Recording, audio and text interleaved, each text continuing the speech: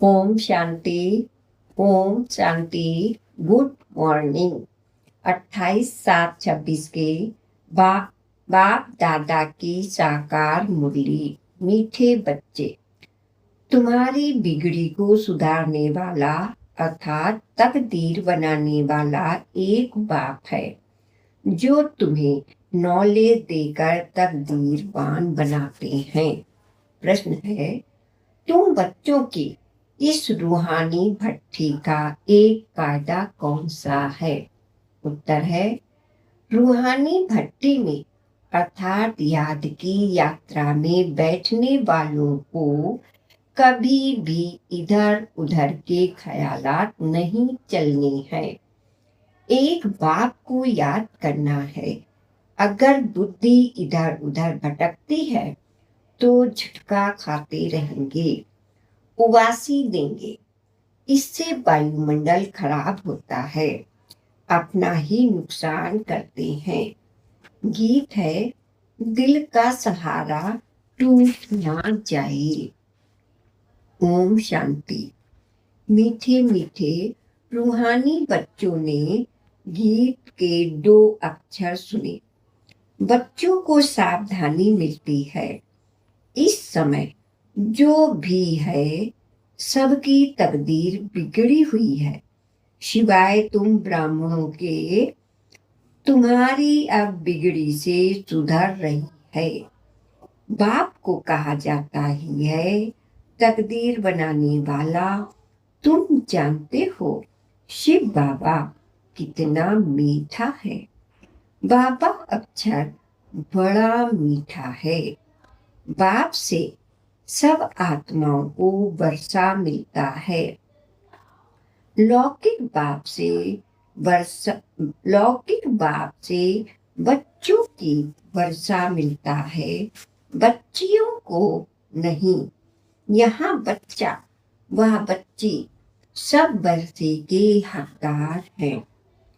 बाप पढ़ाते हैं आत्माओं को अर्थात अपने बच्चों को। आत्मा समझती है हम सब ब्रदर्स हैं। बराबर ब्रदरहुड कहा जाता है ना। एक भगवान के बच्चे हैं, फिर इतना लड़ते झगड़ते क्यों है? सब आपस में लड़ते ही रहते हैं। अनेक धर्म अनेक मत है और मुख्य बात तो रावण राज्य में लड़ाई ही चलती है, क्योंकि विकारों की प्रवेशता है। काम विकार पर कितनी लड़ाई झगड़ा होता है। ऐसे बहुत राजाओं ने लड़ाई की है। काम के लिए बहुत लड़ते हैं, कितने खुश होते हैं। कोई के साथ दिल होती है तो मार भी देते हैं। काम महाशत्रु है। क्रोध वाले को तो क्रोधी ही कहेंगे, लोभ वाले को लोभी कहेंगे, लेकिन जो कौमी हैं उनके बहुत नाम रखे हुए हैं। इसलिए कहा जाता है अमृत छोड़ विष काहे को खाए। शास्त्रों में अमृत नाम लिख दिया है, दिखाते हैं। सागर मंथन किया तो अमृत निकला, कलश लक्ष्मी को दिया। कितनी कहानियां हैं। इसमें भी बड़ी ते बड़ी बात है सर्वव्यापी की। गीता का भगवान कौन और पतित पावन कौन?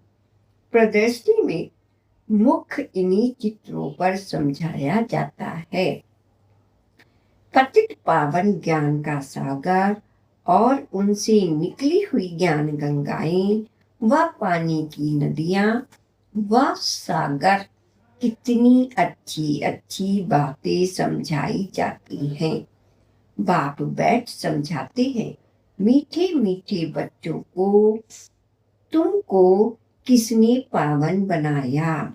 बिगड़ी को सुधारने वाला कौन है? यह पतित पावन कब आते हैं, यह खेल कैसे बना हुआ है, कोई भी नहीं जानते। बाप को कहा ही जाता है नॉलेजफुल, पीसफुल, पीसफुल गाया भी जाता है बिगड़ी को बनाने वाला एक है, या तो समझने में आता है।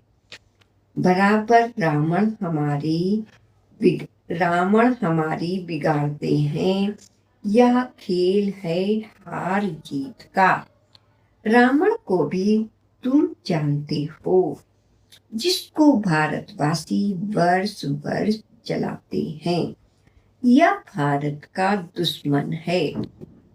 भारत में ही हर वर्ष जलाते हैं, उनसे पूछो कब से जलाते आते हो, तो कहेंगे या तो अनादि चला आता है। जब से सृष्टि शुरू होती है, शास्त्रों में भी जो पढ़ा सत सत करते आते हैं। मुख्य मूल है ईश्वर को सर्वव्यापी कहना। बात यह नहीं कहती कि यह किसकी भूल है या ड्रामा में नूंद है। हार जीत का खेल है, माया से हारे हार, माया से जीते जीत। माया से कैसे हार खाते हैं, यह भी समझाया जाता है। पूरा आधा कल्प रावण राज चलता है, एक सेकंड का भी फर्क नहीं हो सकता। राम राज्य की स्थापना और रावण राज्य का विनाश अपने समय पर एक्यूरेट चलते हैं। सतयुग में तो लंका होती नहीं, वह तो बुद्ध धर्म का खंड है, पढ़े लिखे की बुद्धि में रहता है। लंदन इस तरफ, अमेरिका इस तरफ। पढ़ाई से बुद्धि का ताला खुलता है, रोशनी आती है। इसको ज्ञान का तीसरा नेत्र कहा जाता है। बुढ़िया बहुत बातें समझ ना सके, इन्हों को एक मुख्य बात धारण करनी है, जो ही अंत में आती है। मनुष्य शास्त्र तो बहुत पढ़ते हैं, पिछाड़ी में फिर भी एक अक्षर कह देते हैं कि राम राम कहो।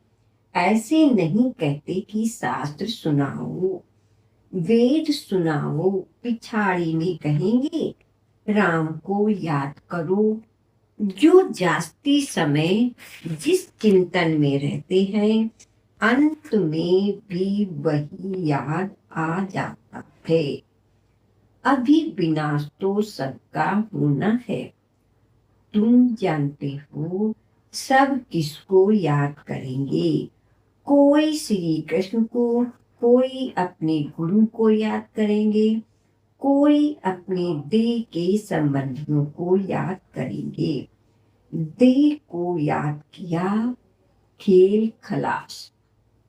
यहाँ तुमको एक ही बात समझाई जाती है कि अपने को आत्मा समझ बाप को याद करते रहो।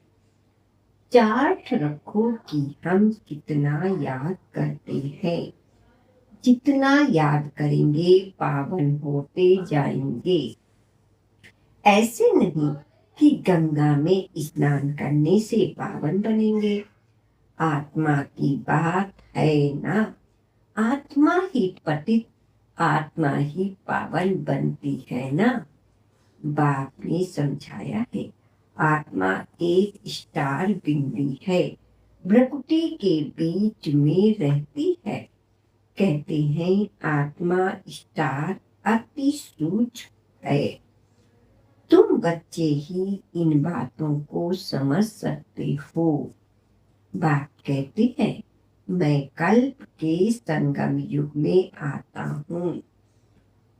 उन्होंने फिर कल्प अक्षर छोड़ युगे युगे अक्षर लिख दिया, तो मनुष्य ने उल्टा समझ मैंने कहा कि कल्प कल्प संगम युग के आता हूँ। घोर अंधियारा और घोर सोजरे के संगम पर बाकी युगे युगे आने की तो दरकार ही नहीं। सीढ़ी उतरने ही आते हैं। जब पूरे 84 जन्म की सीढ़ी उतरते हैं तब बाप आते हैं। यह ज्ञान सारी दुनिया के लिए है। सन्यासी लोग तो कह देते हैं इन्हों के चित्र सब कल्पना है, परंतु कल्पना की तो उनसे कोई बात ही नहीं।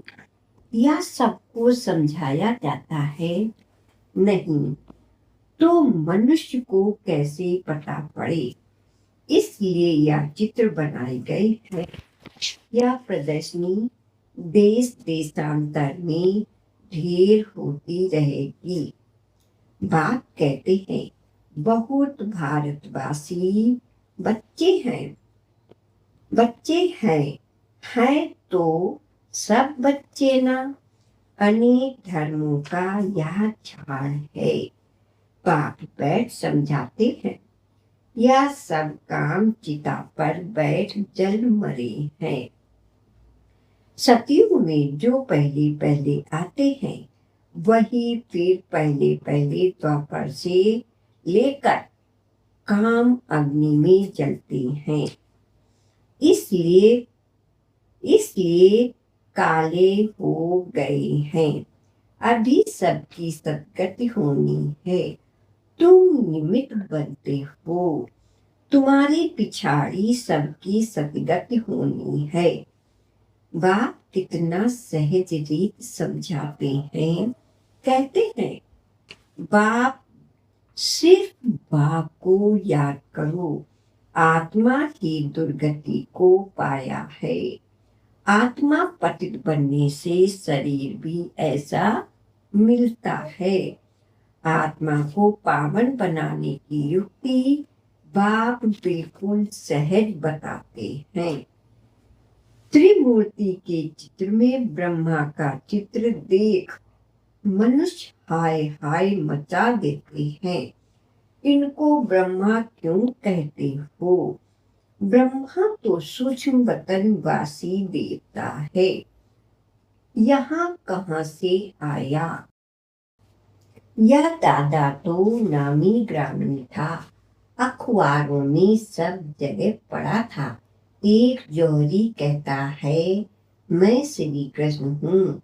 हमको 16,108 रानियां चाहिए।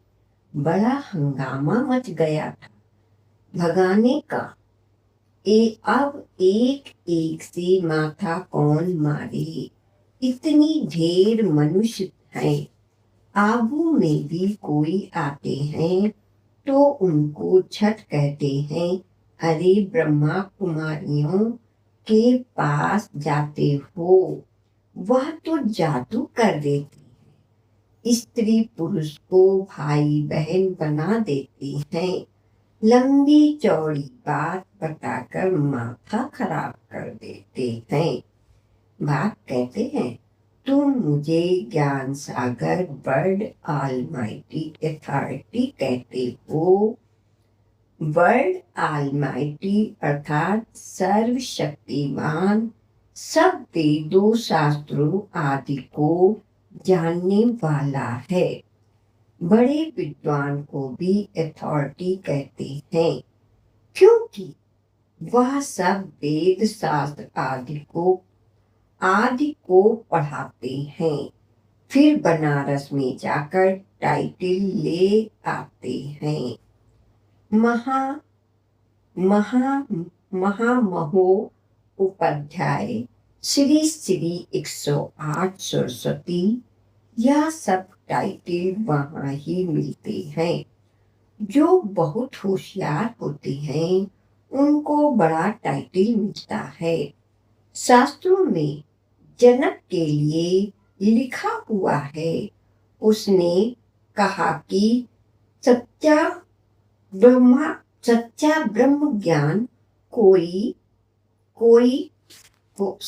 ब्रह्म ज्ञान कोई हमको सुनाए। अब ब्रह्म ज्ञान तो है नहीं, बातें सारी यहाँ की है, कहानी बड़ी बना दी है। शंकर पार्वती की भी कहानी लिखी हुई है, कितनी कहानियां बैठ बनाई हैं। शंकर ने पार्वती को कथा सुनाई, वास्तव में था शिव। उन्होंने फिर शंकर पार्वती का नाम दे दिया। भगवत आदि में यह सब इस समय की बात है। फिर कहानियों में बताते हैं, उनको ख्याल आया राजा को यह ज्ञान जाकर दूं। बाप भी समझते हैं, राजाओं को जाकर ज्ञान दो। तुम ही सूर्यवंशी थे, फिर चंद्रवंशी, वैश्यवंशी, शूद्रवंशी बने हैं। तुम्हारी राजधानी ही चट हो गई है। अब फिर सूर्यवंशी राजधानी लेना हो तो पुरुषार्थ करो। राजयोग सिखाने वाला बाबा आया हुआ है। फिर आकर बेहद का स्वराज्य लो। राजाओं के पास भी बहुत चिट्ठियां जाती हैं, फिर उनको मिलती थोड़ी है। उनके प्राइवेट सेक्रेटरी चिट्ठियां देते हैं, कितनी चिट्ठियां फेंक देते हैं। कोई में ऐसी जरूरी बात होती है तो उनको दिखा देते हैं। कहते हैं अष्टपा ने जनक को सेकंड में जीवन मुक्ति का साक्षात्कार कराया। यह भी अब है। अब बाप कितनी अच्छी तरह बैठ तुमको समझाते हैं। जो समझने वाले नहीं हैं, वह यहाँ वहाँ देखते रहेंगे। बाबा झट समझ जाते हैं, उनकी बुद्धि में कुछ बैठता नहीं है। बाबा चारों तरफ देखते भी हैं, सभी अच्छी तरह सुनाते हैं। इनकी बुद्धि कहाँ भटकती रहती है, उवासी देते रहते हैं। ज्ञान बुद्धि में नहीं बैठेगा तो झटके खाते रहेंगे, नुकसान हो जाता है। कराची में इन बच्चों की भट्ठी थी। कोई झटका खाता था तो फिर झटका बाहर निकल जाता था। अपने ही बैठते थे, बाहर का कोई आता नहीं था। शुरू में इन्हों का बड़ा पाठ चला। लंबी हिस्ट्री है। शुरू में तो बच्चियां बहुत ध्यान में चली जाती थीं। अभी तक भी कहते रहते हैं, जादू है। परमपिता परमात्मा को जादू कहेंगी ना। शिव बाबा देखते हैं इनको बहुत प्रेम है, तो देखने से ही झट ध्यान में चले जाते हैं। वैकुंठ तो भारतवासियों का बहुत प्यारा है। कोई मरता है तो कहते हैं वैकुंठवासी हुआ, स्वर्गवासी हुआ। अभी यह तो है नर्क। सब नर्कवासी हैं, तब तो कहते हैं फलाना स्वर्गवासी हुआ। परंतु स्वर्ग में तो कोई जाता ही नहीं है। अभी सिर्फ ये तुम जानते हो, हम स्वर्गवासी थे, फिर नर्क जन्म ले नरकवासी बन गए हैं। अब फिर बाबा स्वर्गवासी बना रहे हैं। स्वर्ग में है राजधानी। राजधानी में बहुत पद है। पुरुषार्थ कर नर से नारायण बनना है। तुम जानते हो या मम्मा बाबा भविष्य में लक्ष्मी नारायण बनते हैं। अभी पुरुषार्थ कर रहे हैं, इसलिए कहा जाता है फॉलो मदर फादर। जैसे आप पुरुषार्थ करते हैं तुम भी करो, या भी याद में रहते हैं। सुदर्शन चक्रधारी बनते हैं। तुम बाप को याद करो और वर्षे को याद करो। त्रिकालदर्शी बनो। तुमको इस सारे चक्र का ज्ञान है, इसमें तत्पर रहो, औरों को समझाते रहो। इस सर्विस में ही लगे रहेंगे तो और कोई धंधा आदि याद नहीं पड़ेगा। मीठे मीठे शिके लदे बच्चों के प्रति माता पिता बाप दादा का याद प्यार और गुड मॉर्निंग। रूहानी बाप की रूहानी बच्चों को नमस्ते। हम रूहानी बच्चों को रूहानी बाप दादा का याद प्यार और गुड मॉर्निंग। शुक्रिया बाबा, आपका बहुत बहुत दिल से शुक्रिया। धारणा के लिए मुख्य सार। पहला पॉइंट, सतयुग में ऊंच पद पाने के लिए माता पिता को पूरा पूरा फॉलो करना है, उनके समान पुरुषार्थ करना है, सेवा में तत्पर रहना है, एकाग्र हो पढ़ाई करनी है।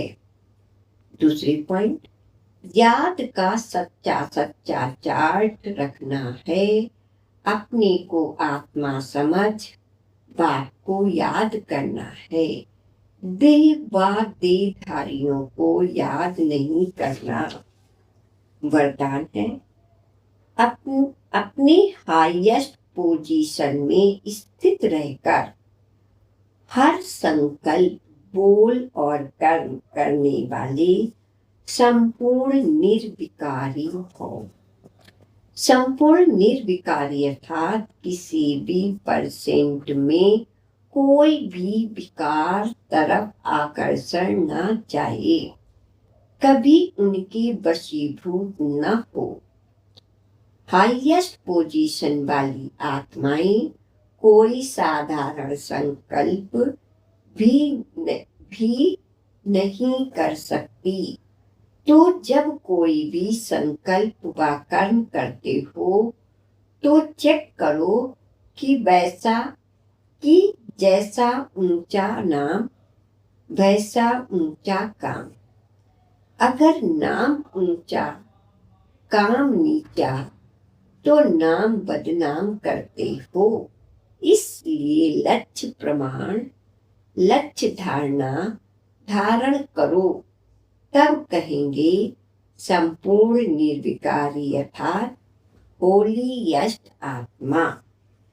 स्लोगन है, कर्म करते करण करा बनहार बाप की स्मृति रहे तो स्व पुरुषार्थ और योग का बैलेंस ठीक रहेगा। अव्यक्त इशारे। ज्वाला स्वरूप स्थिति में रहे शक्तिशाली याद का अनुभव करो। इस कलयुगी तमो प्रधान जड़ीभूत वृक्ष की दुर्दशा देखते हुए ब्रह्मा बाप को संकल्प आता है कि अभी अभी बच्चों के तपस्वी रूप द्वारा योग अग्नि द्वारा इस पुराने वृक्ष को भस्म कर दो, परंतु इसके लिए संगठित रूप में फुल फुल फोर्स से योग ज्वाला प्रज्वलित चाहिए। तो ब्राह्मण बाप के इस संकल्प को साकार में लाओ। शांति। ऐसे ही रोज मुरली सुनने व पढ़ने के लिए वीडियो को लाइक करें, चैनल को सब्सक्राइब करें। ओम शांति।